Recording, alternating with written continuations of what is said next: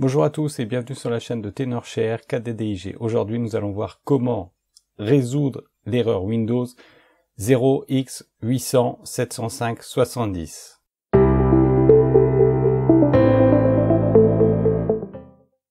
Donc ce que vous avez besoin de faire en premier, c'est de comprendre ce qu'est l'erreur 0x800-705-70. Donc le problème peut avoir quatre causes principales. Premièrement, le fichier est infecté par un logiciel malveillant ou un virus. Deuxièmement, il peut y avoir un problème avec le disque dur sur lequel le fichier est stocké.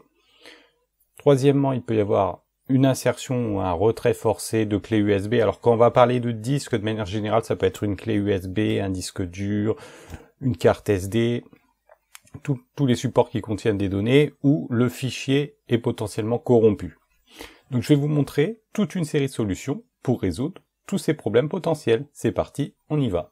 Alors c'est parti, on commence avec la première solution qui consiste à exécuter l'outil chkdsk, donc soit sur votre clé USB, ici on va prendre une clé USB pour la démo, soit sur votre disque dur principal, donc ici, voilà, en général c'est C sur les ordinateurs. Donc ensuite vous allez dans le menu démarrer, vous tapez cmd, vous trouvez invite de commande et vous faites clic droit exécuter en tant qu'administrateur.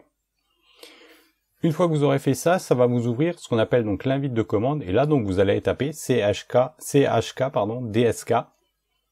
et suivi du nom de la lettre du lecteur sur lequel vous voulez faire ça. Donc moi ici pour la démonstration je fais D, mais souvent si c'est votre disque dur principal, vous ce sera C. Donc ici je fais D, deux petits points, une barre et F. Voilà, donc il fait sa recherche, il analyse les fichiers et il vérifie comme ça l'intégrité du disque. S'il n'y a pas d'erreur là-dessus, ben c'est pas grave. On peut faire autre chose. Mais il y a une autre variante de la méthode que je vous montre, donc vous faites clic droit, propriété. Ensuite, vous allez dans Outils, vous cliquez sur Vérification des erreurs, vérifier ici, et puis vous faites Analyser le lecteur. Vous voyez, c'est la même chose que ce qu'on vient de faire, mais de manière plus accessible si vous n'avez pas envie de vous embêter à taper des lignes de code. Donc deuxième méthode, on peut exécuter aussi une analyse antivirus, parce que votre problème peut venir d'un virus. Donc on fait Menu démarrer, on va taper sécurité Windows. Alors je considère que vous avez simplement l'antivirus de Windows, sinon vous faites ça évidemment avec votre antivirus classique. Vous allez aller ici dans, vous faites ça avec les deux, protection contre les virus et les menaces, vous faites ça avec Windows et avec votre logiciel antivirus classique. Donc on fait ici analyse, et vous ferez la même chose dans votre logiciel antivirus. S'il n'y a pas de menace, bon c'est réglé, c'est que ça vient pas de là le problème. Donc troisième solution potentielle, on peut exécuter le vérificateur de fichiers SFC. Donc pour ça, on va retourner dans CMD, donc vous connaissez la méthode maintenant, clic droit exécutant en tant qu'administrateur. On va faire ensuite, on va taper SFC, un petit tiret, scan no. Voilà, ça va analyser le disque toujours. Ça peut prendre un petit peu de temps. Bon, moi je vous l'accélère, mais ça peut prendre quelques minutes. Voilà, il n'y a pas de violation d'intégrité, donc c'est que le problème ne vient pas de là non plus. Vous, il peut venir de là, évidemment. Quatrième méthode, on peut aussi simplement tenter de formater le disque externe. Donc là, attention, quand vous allez formater, ça va effacer vos données. Donc mettez-les bien sur un autre disque, vous formatez ça en NTFS, et puis vous voyez ce qui se passe. Vous voyez, c'est pas compliqué, on fait clic droit formater. Cinquième méthode, on peut utiliser un installateur de Windows pour réparer les erreurs éventuelles. Alors ça marche assez souvent, c'est un peu complexe ça à faire. Simplement, donc vous tapez Windows Media Creation Tool dans Google, ça va vous donner accès à un outil de Windows, qu'on appelle la création d'un support d'installation de Windows 10 ou de Windows 11 selon quand vous verrez cette vidéo, il y en aura tout le temps. Donc vous faites télécharger maintenant, ça va vous donner un utilitaire. Une fois que vous aurez donc accès au fichier de téléchargement, vous l'installez. Et l'idée ici, ça va être en fait de créer une clé sur Windows pour créer une clé CD, pour mettre en fait Windows sur une clé CD comme celle-ci. Et puis ensuite, on va pouvoir l'utiliser pour booter dessus. Donc là, ce qu'on va faire, c'est qu'on va créer un support d'installation. Donc c'est la deuxième option, clé CD, DVD ou fichier ISO pour un autre PC. Là, on peut choisir si on veut de modifier les options recommandées, mais si vous faites ça pour un autre PC, si c'est pour le PC que vous utilisez, bah vous touchez à rien, vous faites simplement suivant. Ensuite, on va ici lui demander de créer un disque mémoire flash, c'est ce qu'on veut donc mettre sur notre clé USB. Voilà, c'est une clé USB. Et sinon, un fichier ISO, si on reprend une installation de base, là on choisit le lecteur amovible sur lequel on veut le mettre. Évidemment, moi ce sera ici la clé USB rouge que je viens de vous montrer. Voilà, c'est parti. Alors bien sûr, vous branchez votre clé USB avant, sinon elle ne sera pas reconnue. C'est évident, mais comme elle apparaît pas à l'écran, je préfère vous le dire. Donc ça va vous créer ce support d'installation. Donc ça c'est la partie un peu facile, voilà. Donc vous l'avez fait, c'est pas compliqué, c'est comme installer un logiciel et choisir les bonnes options. Une fois que vous avez fait ça, donc vous faites terminer. Il y a un petit nettoyage du disque. Maintenant, on va passer à la partie un peu complexe. Donc je vous montre quand même que, vous voyez, sur votre clé USB, qu'est-ce qui va se trouver en fait? C'est des fichiers d'installation de Windows. Vous voyez?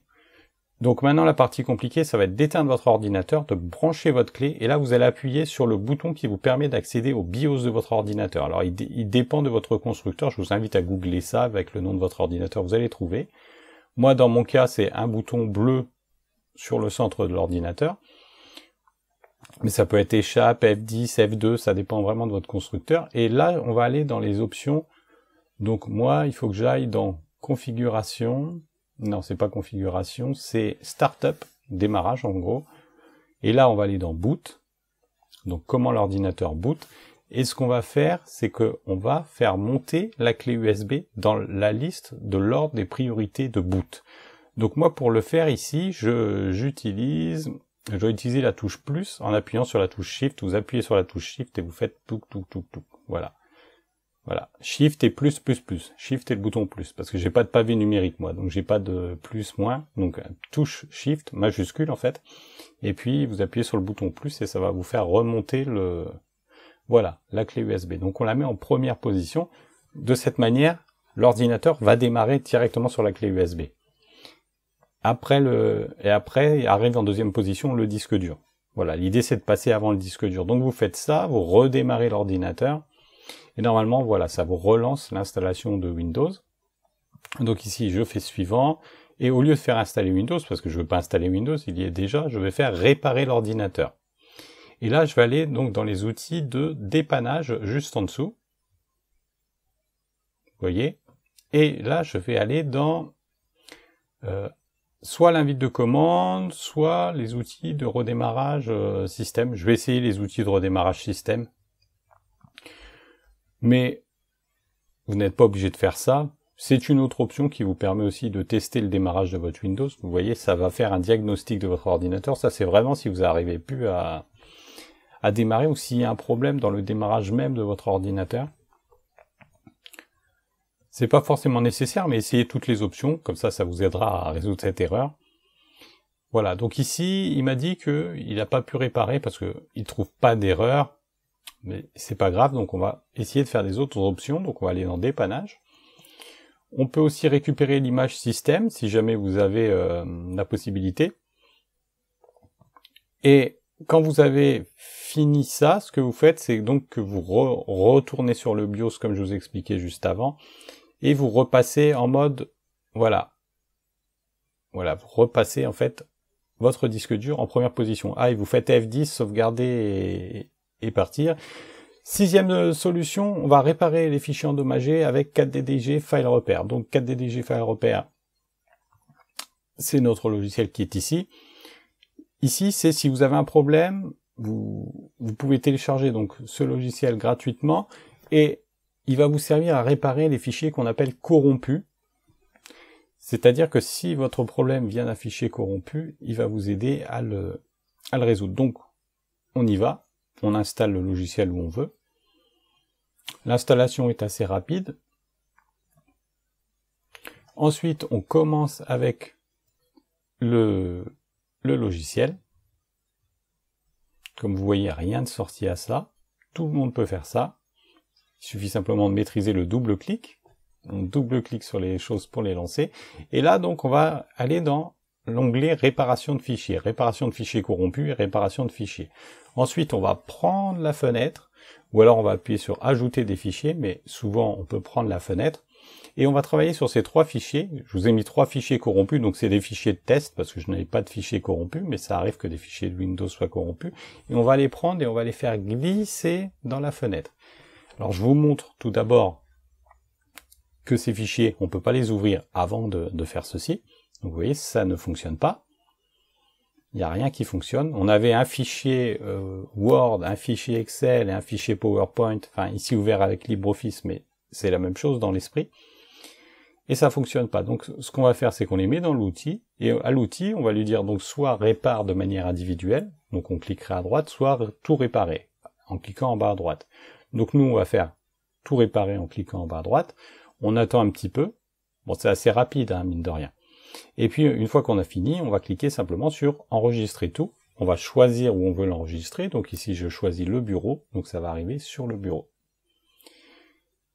Ensuite, donc on peut cliquer sur « Voir le résultat ». C'est pas toujours pratique, alors moi je préfère aller directement sur le bureau. Et donc vos fichiers vont apparaître ici. Simplement, ils auront la mention, vous voyez, hop, repaired, réparer. Voilà. Mon anglais est toujours aussi bon, comme vous le voyez. Et voilà, donc on a le résultat. Évidemment, c'est des fichiers qui ont été corrompus exprès, qui ne fonctionnent pas exprès pour la démonstration. Vous imaginez bien qu'il faut faire ça avec vos fichiers, avec du contenu plus conséquent, mais en tout cas, ça fonctionne pas mal. Donc si vous avez des fichiers corrompus suite à cette erreur, c'est une bonne façon de résoudre ce problème. Voilà, et comme vous voyez, ça marche avec PowerPoint. Rien de bien sorcier dans tout ça.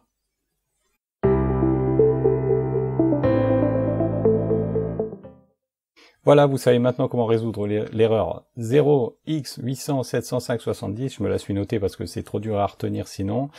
On a vu comment le faire avec un logiciel antivirus. On a vu comment le faire en tapant des lignes de code dans la vitre de commande pour gérer ça et puis potentiellement utiliser un support d'installation Windows pour réparer l'ordinateur. On a vu aussi comment gérer les fichiers corrompus. Donc, il me reste plus grand chose à vous dire, si ce n'est que potentiellement si vous avez un problème dans un dossier et que l'erreur est créée par ce dossier, évidemment créez un nouveau dossier et essayez de manipuler les dossiers. Bien sûr, redémarrage, mais ça c'est des choses évidentes, je n'ai pas jugé utile de vous les dire dans la vidéo. Donc quant à moi, je vous remercie d'avoir suivi cette vidéo, et puis pour le reste, je vous dis à très vite. Bien sûr, n'oubliez pas de liker cette vidéo, de la partager, de nous faire part de vos commentaires ou de vos autres solutions éventuelles que vous auriez trouvées que nous n'aurions pas répertoriées dans cette vidéo. Et puis, bien sûr, abonnez-vous, et puis pour le reste, moi je vous dis à très vite. Allez, salut!